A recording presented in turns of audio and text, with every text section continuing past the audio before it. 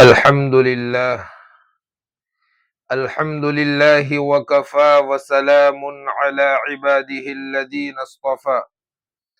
أما بعد فأعوذ بالله من الشيطان الرجيم. بسم الله الرحمن الرحيم. قال الله تبارك وتعالى في القرآن الكريم: ومن يبتغي غير الإسلام دينا فلن يقبل منه. وقال النبي صلى الله تعالى عليه وسلم: المہدی من عطرتی من ولد فاطمہ، او کما قال علیہ الصلاۃ والسلام۔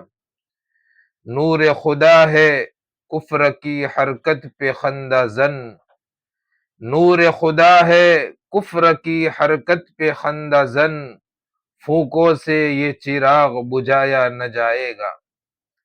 باوقار علماء کرام اور معزز سامعین، حضرت محمد صلی اللہ علیہ وسلم کی زبانی بتلائے گئے تمام اصول و قوانین اور عقائد کو مان کر اس پر عمل کرنے کا نام اسلام اور عاملین کو مسلمان کہتے ہیں۔ اسلام اور حاملین اسلام کے خلاف روز مرہ نت نئے فتنے وجود میں آتے رہتے ہیں۔ کچھ فتنے ایسے ہوتے ہیں جو انسانی ذہن میں بیجا تعویل اور شکوک و شبہات پیدا کر کے انہیں زمرہ زنادقہ میں شامل کر دیتے ہیں، تو کچھ فتنے گمراہی میں اس قدر آگے بڑھ جاتے ہیں کہ تمام حدیں پار کر کے کفر کے زمرے میں داخل ہو جاتے ہیں۔ بعض فتنے انسانی غیرت کو للکارتے ہیں تو وہی بعض فتنے ایمانی حمیت کے ساتھ کھلواڑ کرتے ہیں۔ ماضی میں ایسا ہی ایک فتنہ مرزا غلام احمد قادیانی کی شکل میں سامنے آیا، جس نے نبوت کا جھوٹا دعویٰ کیا اور خود کو مسیح و مہدی کے طور پر پیش کیا۔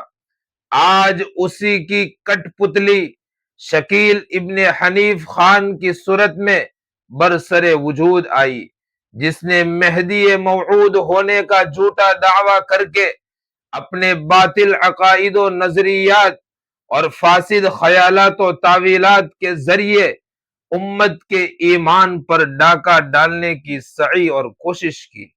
میرے عزیز دوستو، میں آپ کو بتاتا چلوں کہ اس وقت یہ فتنہ تمام ہی مسلمانوں کے لیے لمحہ فکریہ بن چکا ہے۔ یہ اسلام دشمن طاقتوں کا آلہ کار بن کر مسلمانوں کے صفوں میں نادان اور عقائد اسلام سے ناواقف نوجوانوں کو بہکا رہا ہے۔ اس فتنے کی ترویج و تشہیر کرنے والے بہروپیے سوچی سمجھی پلاننگ کے تحت عموماً صوفیانہ اور دیندارانہ لباس اختیار کرتے ہیں۔ یہ اصل شیر کی خال میں بھیڑیے ہے، جن کا مقصد یہ ہے کہ آسانی کے ساتھ مسلمانوں کی صفوں میں گھس کر ہمارے مراکز و مساجد میں نوجوانوں کو بہکاتے رہے اور ان کے ایمان پر حملہ کرتے رہے۔ دوستو، یہ کوئی معمولی فتنہ نہیں ہے، بلکہ قادیانیت کا ہی نیا روپ اختیار کر کے کفر و ارتداد کو پھیلانے والا فتنہ ہے۔ اسلام کے غیور مسلمانوں، اس فتنہ کی اصل نوعیت سامنے رکھنے سے پہلے بانی فتنہ اس کا مختصر تعارفی منظر نامہ بھی پیش کرتا چلوں کہ اس ایمان سوز فتنہ کا بانی شکیل ابن حنیف بہار کے دربھنگا کا رہنے والا ایک عصری تعلیم یافتہ شخص ہے، جو معاشی آسودگی کی تلاش میں سن عیسوی 1991 کو دہلی پہنچا اور وہاں اس نے ایک جماعت کی سرگرمیوں سے وابستگی اختیار کی۔ ابتدا میں اس نے زہد و تقوی، للہیت اور التزام اصول شرع متین کا ایسا ڈھونگ رچا کہ عام لوگ اس کے ظاہر سے متاثر ہوئے بغیر نہیں رہ سکے۔ اسی مصنوعی تقدس اور بناوٹی دینداری کے سہارے اس نے اپنی مقبولیت کا دائرہ وسیع کیا۔ چنانچہ جب اس کی شہرت بام عروج تک پہنچ گئی تو توے پر روٹی رکھنے کی طرح باقاعدہ اپنے گمراہ کن فتنہ کا آغاز کیا، اور اب اورنگ آباد کو اپنا گھر بنا کر سادہ لوح بولی بالی عوام کے ایمان و عقائد پر کاری ضرب لگا رہا ہے۔ حضرات، شکیل ابن حنیف کی شیطنیت اور اس کا دجل و مکر جگ ظاہر ہے۔ وہ ہوس کا پجاری، نفس کا پرستار اور ایمانی لٹیرا احادیث میں بیجا اور فاسد تعویلات کر کے علامات قیامت کو سائنس کے قالب میں ڈھال کر جدید انکشافات اور ایجادات پر اس طرح فیٹ کرتا ہے کہ علامات قیامت سے متعلق سید الکونین جناب محمد الرسول اللہ صلی اللہ علیہ وسلم کی پیشن گوئی کا اصل مفہوم ہی بگڑ جائے۔ مثلا کہتا ہے کہ دجال سے مراد امریکہ اور فرانس ہے، اور اس کے کانا ہونے کا مطلب سیٹلائٹ ہے، اور اس کے آن میں مشرق و مغرب کا سفر طے کرنے سے مراد جنگی جہاز ہے۔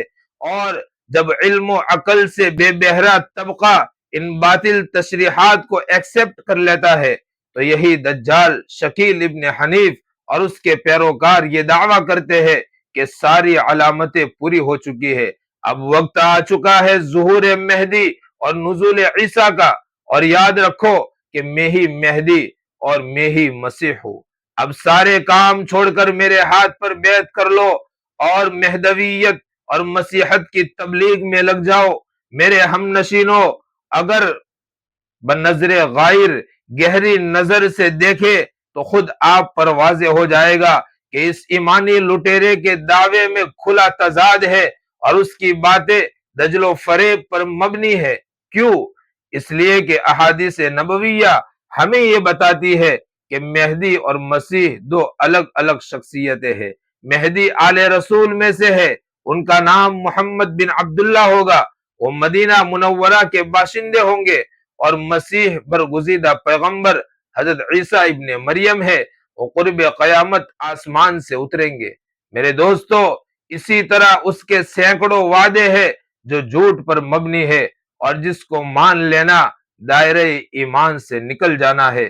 اس لیے آج یہ عہد کرے کہ ہم وہی راہ چلیں گے جو جناب محمد الرسول اللہ صلی اللہ علیہ وسلم نے بتایا ہے، اور وہی باتیں تسلیم کریں گے جو حضور اکرم صلی اللہ علیہ وسلم نے احادیث میں بیان کی ہے۔